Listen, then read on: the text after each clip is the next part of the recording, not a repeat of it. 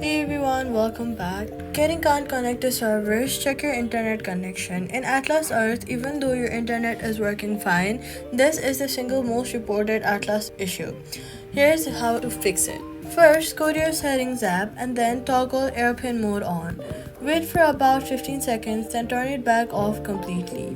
This resets your iPhone's network connection from scratch and forces Atlas Earth to start a brand new server connection rather than retrying the same broken one. Force close Atlas Earth from your recent apps and reopen it after the connection restores.